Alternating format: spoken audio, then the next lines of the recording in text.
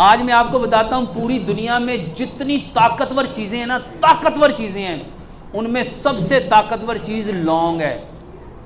لونگ لونگ لونگ یہ اتنا طاقتور ہے، واللہ ایک بندے کو آدھا کلو گوشت کھلا دو اور ایک بندے کو 2 لونگ کھلا دو، یقین جانو 2 لونگ آدھا کلو گوشت سے زیادہ طاقت دیں گے۔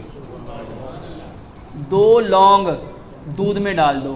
اور میرے محترم بھائیوں، یہ اللہ تعالیٰ نے اپنے بندوں پہ فضل کیا ہے، اپنے بندوں پہ، لیکن بدقسمتی یہ ہے کہ ہم نے اپنے رب کی نعمتوں کو پہچانا ہی۔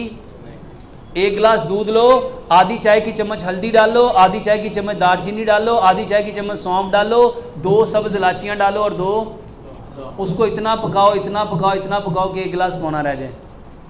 میرے محترم بھائیوں، جتنے نشہ کرنے والے لوگ نشہ چھوڑنا چاہتے ہیں، یقین جانو یہ دوائی نہیں ہے، یہ اللہ کی طرف سے انعام ہے، یہ اللہ کی طرف سے انعام ہے۔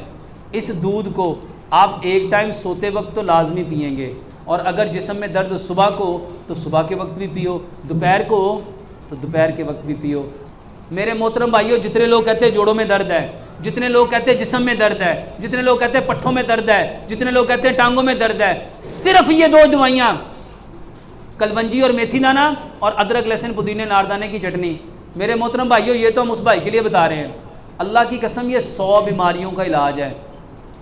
اور تیسری اور آخری بات، آپ کے پٹھوں کو طاقت چاہیے۔ جو نشہ کرتا ہے نا، اس کے پٹھے کمزور ہو جاتے ہیں، پٹھے، اور پٹھوں کی کمزوری کی بہترین دوائی دودھ ہے، دودھ ہے۔ اچھا دودھ کہاں سے آیا ہے؟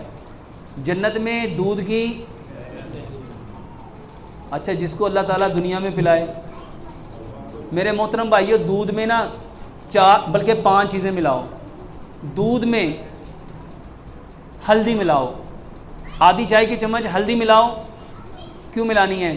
کیونکہ جس کو بیچارے کا جسم درد کر رہا ہے، تکلیف کر رہا ہے، اس کے درد کو دور کرنے کے لیے ہمارے پنجاب میں جس کو چوٹ لگتی تھی، درد ہوتی تھی، اس کو سیانے لوگ کیا کہتے تھے؟ اس کو کیا دو؟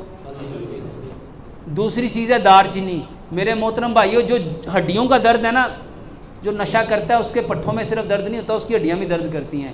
ہڈیوں کے درد کو ٹھیک کرنا چاہتے ہو تو میرے محترم بھائیوں اس کے لیے دار چینی ہے۔